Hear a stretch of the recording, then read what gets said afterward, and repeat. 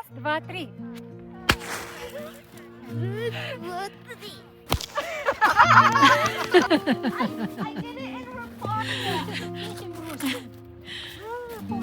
Hello everyone! Have you ever looked at a snowy winter scene and thought, how do I capture that soft beauty in watercolor without turning it into a grey puddle? Well, today we're tackling that exact challenge with an often overlooked color, black. Now I know what you might be thinking, wait, is she really using black color? And yes, I am. But hear me out. I know black can be a bit controversial in the watercolor world, but that's exactly why I think it's worth exploring. If we stay open-minded and playful, we can discover how to use it thoughtfully to enhance our work. This idea actually started when I was playing around with black in my sketchbook, and I ended up sketching the winter scene you'll see here in a few moments. That little experiment inspired me to take it further and turn it into a full painting. So today we'll dive into the process together, experimenting, learning, and creating something beautiful along the way.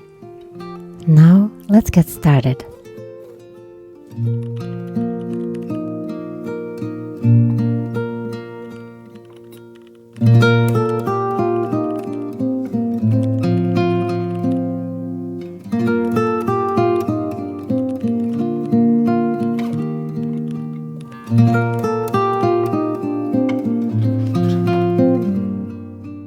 Dear friends, in today's lesson we are going to explore the differences between using colors from different palettes, the small-scale painting versus larger one, and I also demonstrate two essential watercolor techniques, wet on wet and wet on dry.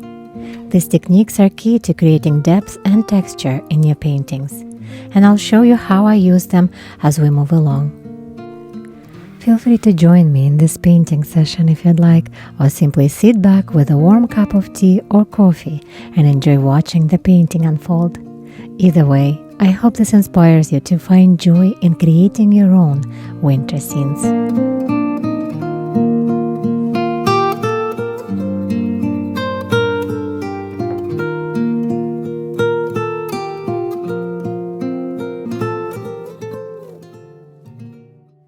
To start, I'll be using a 3B pencil to lay out a loose sketch of our winter scene. The goal here is to keep it simple, just enough to guide us through the painting without overcomplicating things. Once the sketch is ready, I'll move on to painting the sky using a medium-sized mop brush. I'll be using size 3. This brush is useful for creating those broad, soft strokes that capture the subtle gradients of a winter sky. As we move into the finer details, I'll switch to a smaller all-purpose calligraphy brush. It is great for adding definition to trees, branches, and other smaller elements in the scene. And for those really fine details, like thin lines for twigs, I'll be using a liner brush to tie everything together.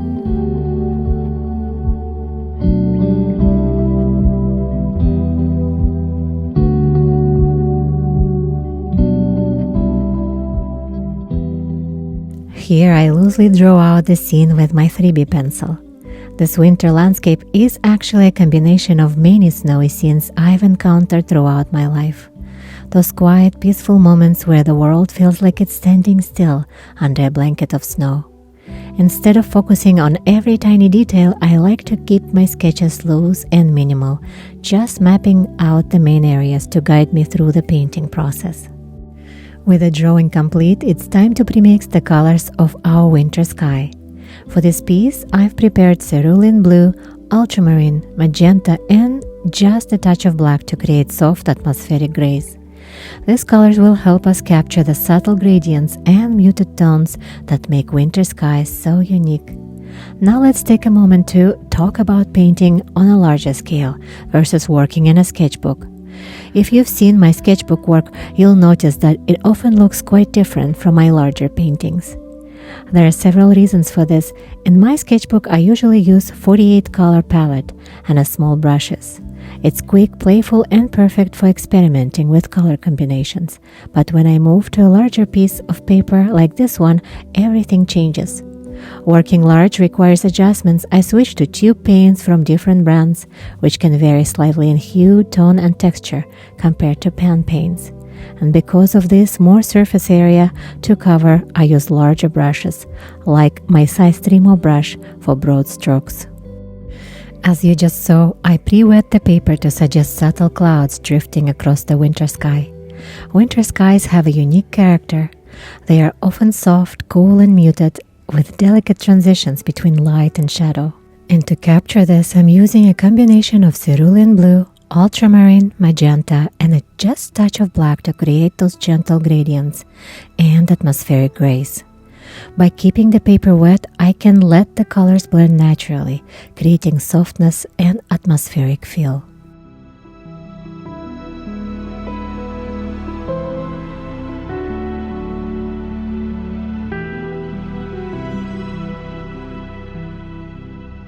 Here you see the wet-on-wet color application.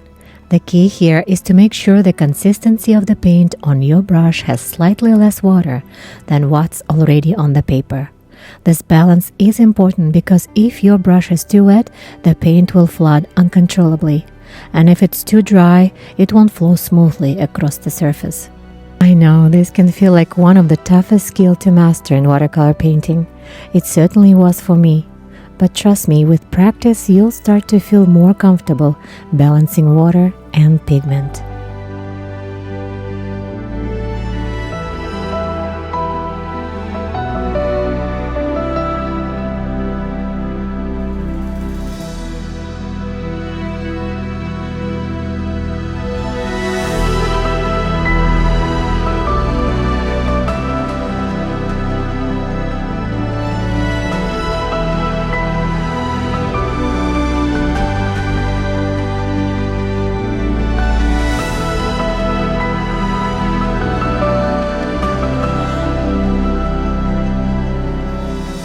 Now I have gradually moved on to the middle ground, where I have blended the distant hill into the still wet sky. This soft transition helps create a sense of depth and distance, making the hill feel like it's gently receding into the background. By keeping the edges diffused, we avoid any harsh lines that might disrupt the serene atmosphere of the scene. As you may have noticed, I've started to introduce Viridian into the mix. This cool green is a wonderful addition for creating soft, cool grays when combined with magenta. The interplay between these two colors adds subtle variation to the landscape, giving it a more natural and dynamic feel. However, it's important to use Viridian thoughtfully. It can come across as synthetic or unnatural if used too heavily or without balancing it out. To keep things harmonious, I'm balancing Viridian with touches of red from the magenta and a subtle, warm yellow ochre. This not only neutralizes the intensity of Viridian, but also ties it back into the overall palette, ensuring it complements rather than competes with the other colors in the painting. It's all about finding that sweet spot where the colors work together to enhance the mood of the scene.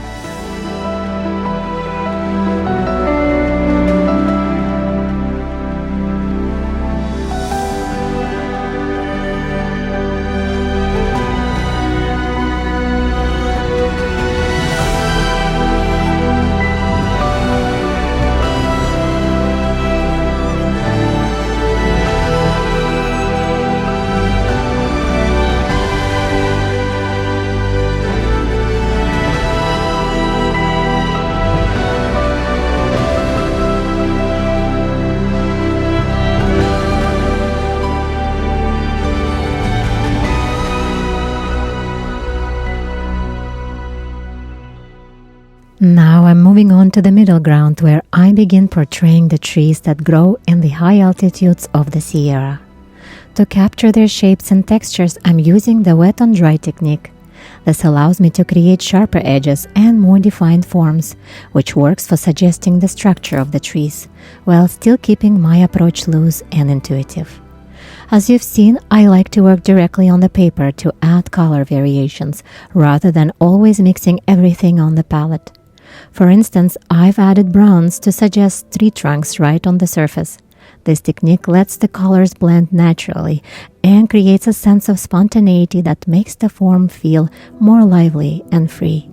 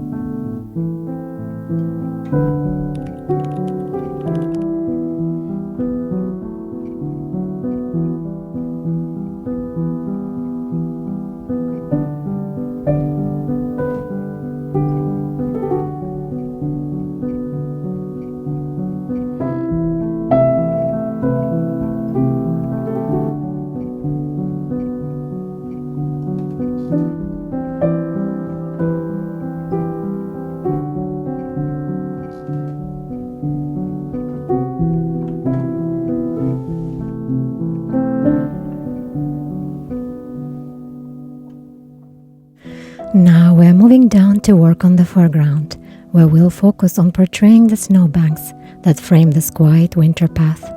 Snow is never just white, it's full of subtle color shifts and shadows that reflect the mood of the day. For this piece, let's imagine it's a cool winter day. The sun is soft and diffused behind lingering clouds, casting gentle shadows across the snow. This imagery will guide us as we locate and paint those shadowed areas on the snowbanks. To create these shadows, I am incorporating more black into the mix.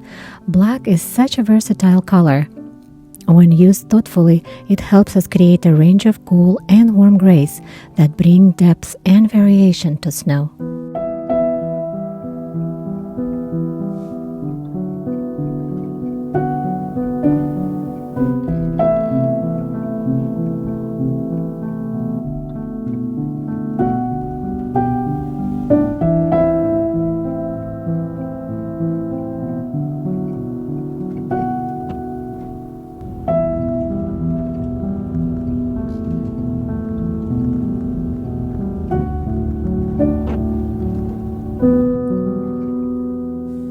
Friends, now let's create gray colors.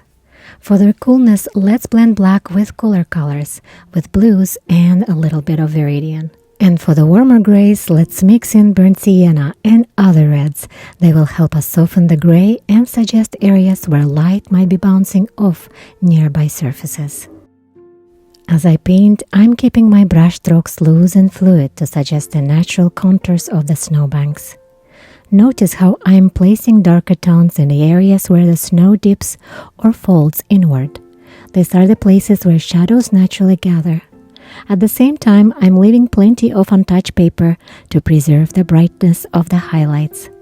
This contrast between light and shadow is what gives snow its dimensions and softness. If you are painting along with me, take a moment to really imagine how the scene feels. The cool air, the muted light, and the way shadows stretch across the snowbanks. Let that mental image guide you, brush and add the subtle variations in tone. And remember, it's okay if your shadows aren't perfect. Snow is ever-changing, so embrace those irregularities as part of its beauty.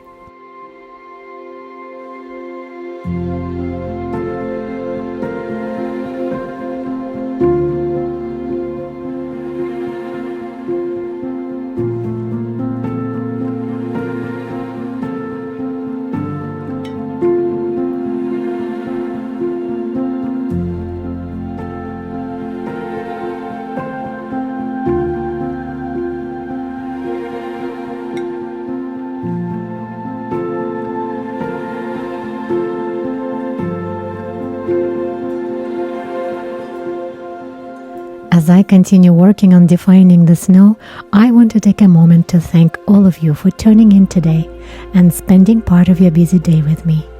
Your support means so much to me, and it's what keeps me inspired to create and share my work.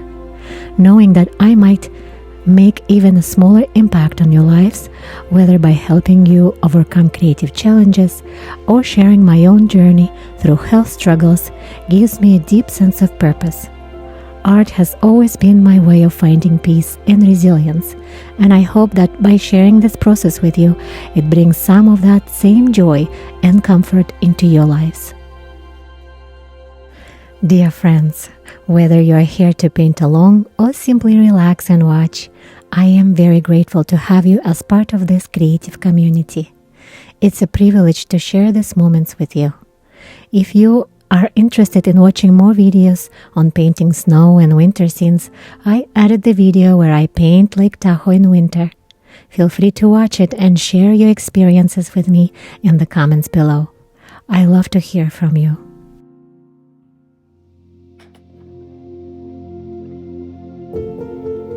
As we approach the final stages of this painting, I'm adding the last details to bring everything together. This is the part where I take extra care not to overwork the piece, something I've struggled with in the past. It is so easy to get caught up in adding more, but I've learned that sometimes it's the simplicity and looseness that make a painting feel alive. Looking back at what we've created today, I feel so grateful to share this journey with all of you. From the soft atmospheric sky to the distant hills and trees, and finally to the snowbanks that anchor the foreground.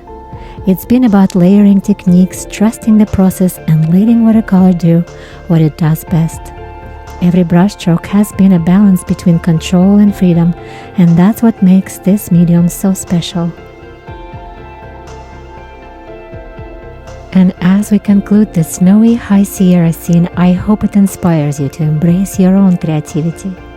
Whether you are painting along or just watching today, remember that every piece you create is part of your journey.